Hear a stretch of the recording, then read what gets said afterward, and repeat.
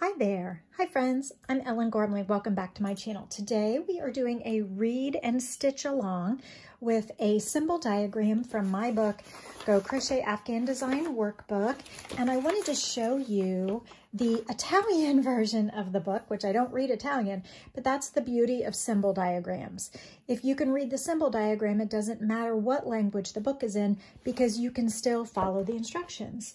So I have before me a photocopy from the Japanese version of the book, and I thought we could read along together.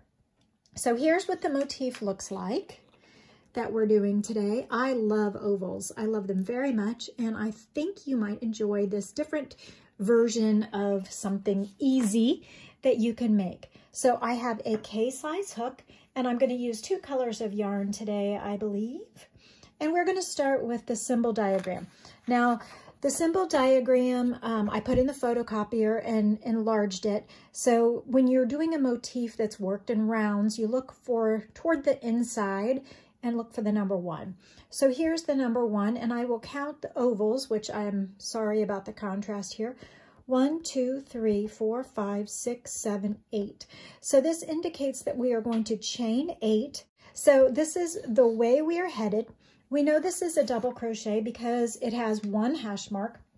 So even if you're using UK terminology, whether they call that a treble crochet or they call it a double crochet, it doesn't really matter. When you look at the symbol diagram, you know if it has 1 little hash mark across the post of the stitch, that's 1 yarn over.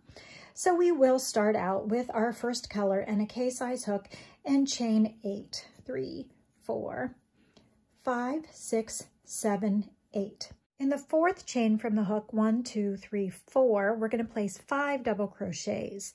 In the back ridge, back bump, back bar, you know I love to do it that way.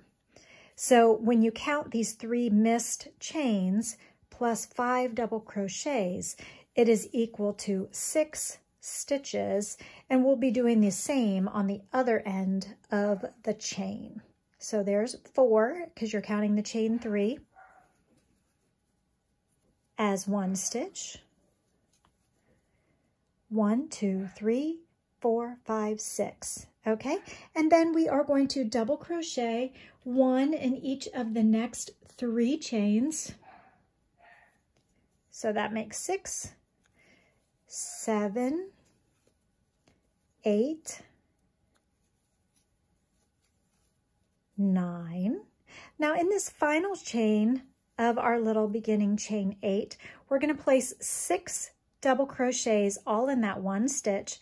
Then on the underside of these double crochets, we will double crochet here, here, and here. So we have so far 6, 7, 8, 9. We'll add 6 more in this last chain and turn, rotating our piece so that we're working in the underside of the chain.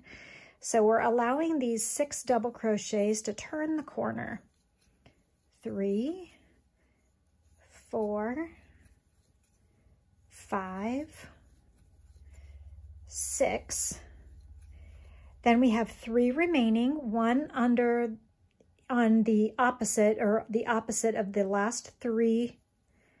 In the last 3 chains, the underside of the beginning chains, 1, 2, see, and 3. And then we will join with a slip stitch indicated by a dot, and we will place the slip stitch in the top of that first or the 3rd chain, the top of that stitch. So we now have completed round 1. It matches right there on the paper, and if we need to count, we can. So the chain 3 is 1, 2, 3, 4, 5, 6, 7, 8, 9, 10, 11, 12, 13, 14, 15, 16, 17, 18. Perfect. So now we're ready to go on to round 2. I'm going to fasten off row 1. On the diagram, even in black and white, you can see that the colors go from gray to dark, lighter to dark, lighter to dark, and that indicates that there's a new color or a new round. So now we're going to have a round 2. So if you keep the same color as in our diagram or in our picture, or if you change color, then it's okay. I'm going to change color though. I'm going to use this fun melon alpha, I don't think it's alfalfa, it's tranquil green. I'm going to go ahead and join here in the slip knot of round 1 with a chain 3. But you know what? I'd rather start with a standing double crochet. So you can either put your hook in and just pull up a loop, or pull up your yarn. You can just pull up your yarn like this without even a knot on your hook and chain 3 and get started that way. Or I am going to place a slip knot on my hook and join with a double crochet. Either way, it's six of one, half dozen of the other, as they say. So I'm going to join with a double crochet so that it looks like a double crochet from the beginning and not just a chain 3. So then I'm going to place another double crochet in that same spot, following the diagram around. Then I'm going to place 1, 2 double crochets in the next stitch, and it looks like I'm doing that 1, 2, 3, 4, 5 times. So I will follow along as I am grabbing the yarn from Theo's mouth. He's going to jump off the table and make it shake again any second. So 2 double crochet in the next double crochet, and 2 double crochet in the next double crochet. So if you think of an oval as just a circle that it was split in half, so here's half and here's half, and then you added some in the middle.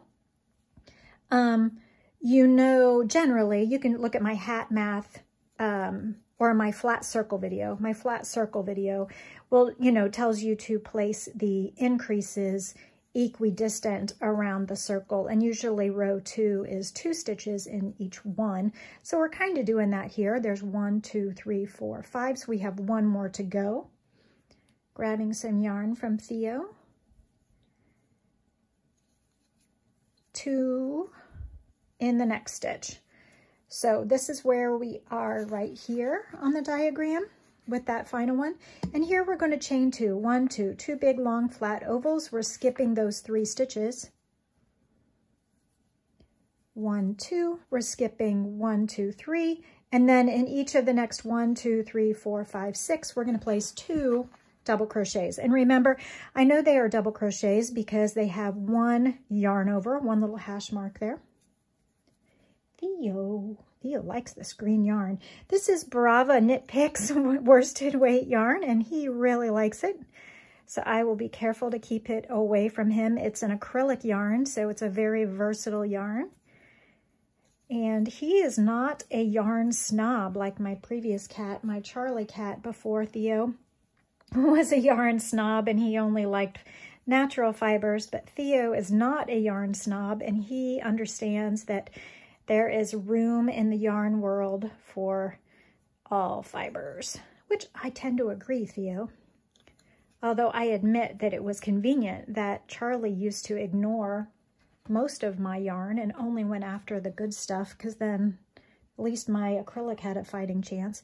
1, 2, 3, 4, 5. So there's 1 more.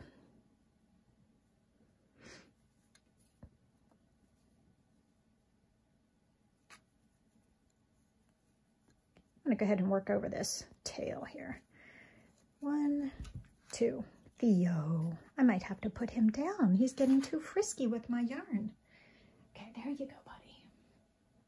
Okay, then we are chaining 2, 1, 2, and skipping 1, 2, 3, that turning chain, 1, 2, 3. Okay, and slip stitch in the top of that first stitch. You can change color again here, or you can keep going. If I were to keep going with the green, it's 1, 2, 3 chains here, making the next stitch. 1, 2, 3, double crochet in the same spot. Okay, I will do that. 1 double crochet in the next double crochet. Okay, that's the second one of the grouping. Here's the little group of 2. So we've got 2 in this first one and then just 1 in the next. Okay, got it.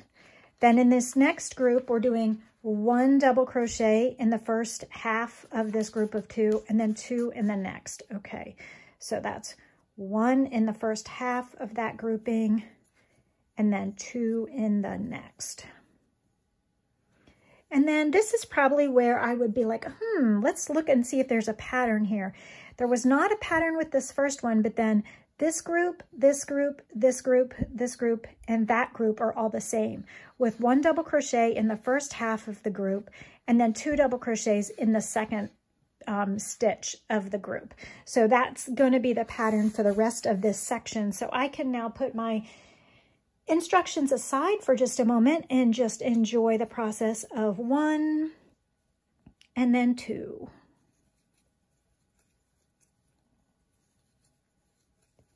One in the next stitch. Do you see what I mean by groups of 2? Like this is a pair of 2 here between my thumbs. And I put 1 stitch in the first leg or the first stitch, and I'll put 2 in the second stitch. 2 in the second stitch. And then 1, and then 2. And then 1, and then finish up with 2. Okay, we are right on target. Then we will chain 2 again because we have 2 ovals, 1, 2. And then let's look, 2 and then 1, and then 1 and then 2, 1 and then 2, 1 and then 2, 1 and then 2, 1 and then 2. You got that? So this first group of 2, 2 of them go in the first stitch and 1 goes in the second. And then from then on, all of the groups of 2 are the opposite. 1 double crochet in the first leg, 2 in the second. Okay, so we can do that. It's often good to kind of see the instructions ahead before we get ahead of ourselves to make sure that we are understanding the roadmap, seeing any obstacles that might lay in front of us. And then 1, and then 2.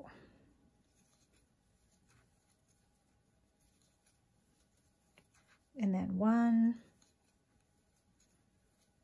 and then 2. So instructions or details about how to get a copy of my book are down in the description below.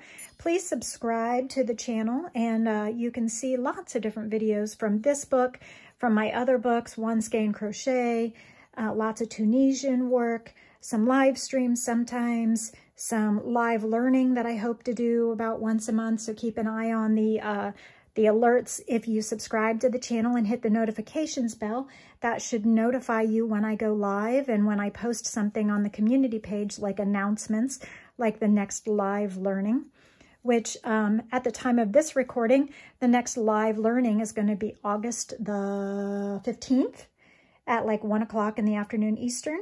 Okay, so here we are, and we're at the end, and we're going to chain 2, which is this chain 2 here.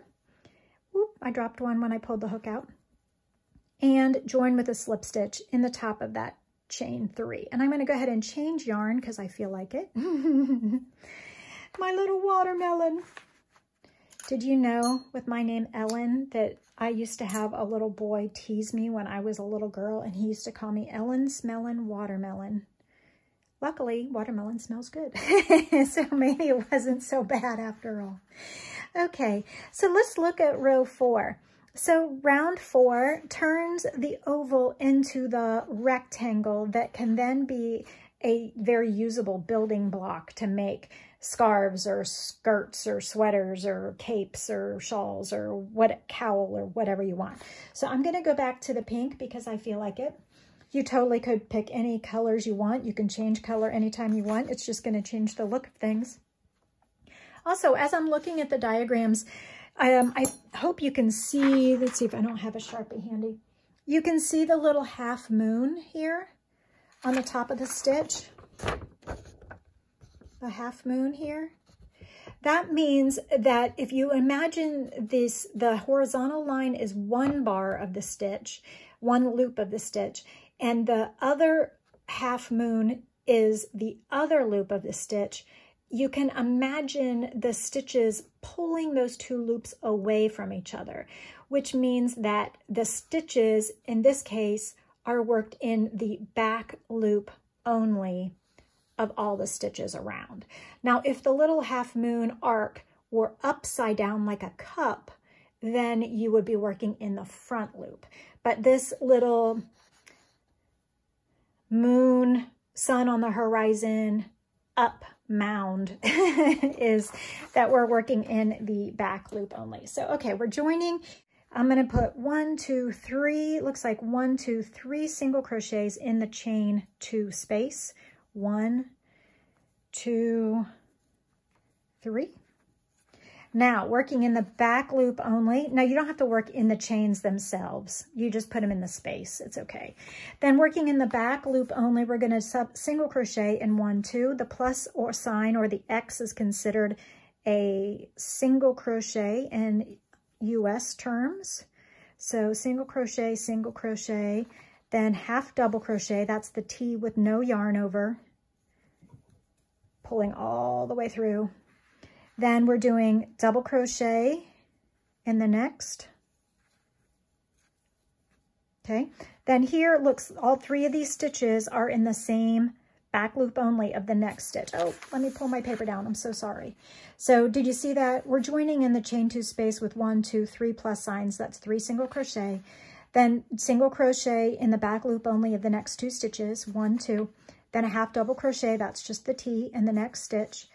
Double crochet in the next stitch, that's what we just did, in the back loop only.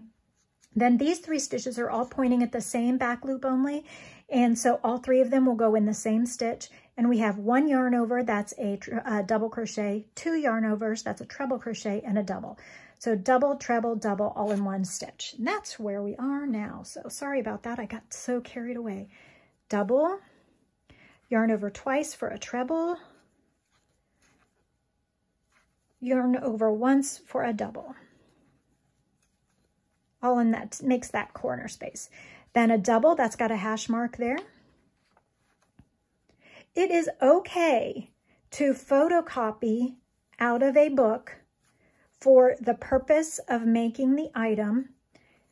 So in terms of copyright, now we're single crochet in the next 2. It is not okay to distribute your photocopies. Chain 1, don't skip any, then double, and then single crochet. Don't skip any. Ooh, it's tempting to skip one, isn't it? So it's okay to photocopy for your own use. It is not okay to distribute. I'm going to turn this. So after that, I put, so I've got the side here, and then there's my chain 1 right here by my thumb. And then single crochet, then half double. So it's absolutely okay for you to do what you need to do the project. Okay, that's a double crochet. And then all in that corner again, double, treble, double, double, treble. Do you cat owners recognize that sound? That's Theo needing let out. Here you go, buddy. I'm sure you'll recognize that sound again in just a moment when he wants to come back in. So I'm turning the diagram. I made the corner, double crochet in the next stitch, half double in the next stitch, single in the last 2. We're right on target. Single, 1, 2, 3 in the chain 2 space. 1, 2, 3. So even if you don't read a word of Japanese or a word of Italian or a word of Finnish or whatever book you've got, you can still make the item if they have a symbol diagram. Okay, single crochet in each of the next 2 stitches, still in the back loop only. I love single crochet. I love symbol diagrams. I love half double crochets. I love, there really aren't too many stitches I don't love, except for maybe bullion stitches. I've never really mastered that. I don't know if you have. Okay, so this is the double, treble, double corner. Then double in the next stitch. then half double in the next stitch. I like these graduating height stitches. Then we're doing 2 single crochets, 1 in each of the next 2. Chaining 1, not skipping any, even though it's really tempting and I have to hold myself back. And the point of that chain there in the side was because the book is designed for all the motifs to like mix and match with each other. So I needed to get the correct number of stitches along the side so that you could put them all together like building blocks or jigsaw puzzle pieces. That was the purpose of that extra chain, to make this side have 13 stitches. Okay, but if you're not doing that, you're not mixing it with another motif in the book. There's 50 motifs in the book and they're made to go together. Then you can eliminate that chain if you want to. All right, so half double, double, then a corner, double, treble, double, double, treble,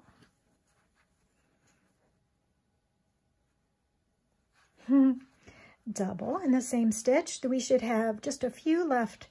Double, half double, single in the last 2 stitches. So I forgot to turn on my diagram, but we've come along here. We're at here, last 2 stitches, single, single, and then slip knot next to the number 4 is the end of the round. So I'm slip stitching in that first stitch. Ah, voila. So here's my oval motif, and we have successfully followed a symbol diagram, and you have made yet another piece out of the Go Crochet Afghan Design Workbook. Please go check out the video on Japanese symbol diagrams and the videos on improving your pattern reading skills. I'll see you in the next video.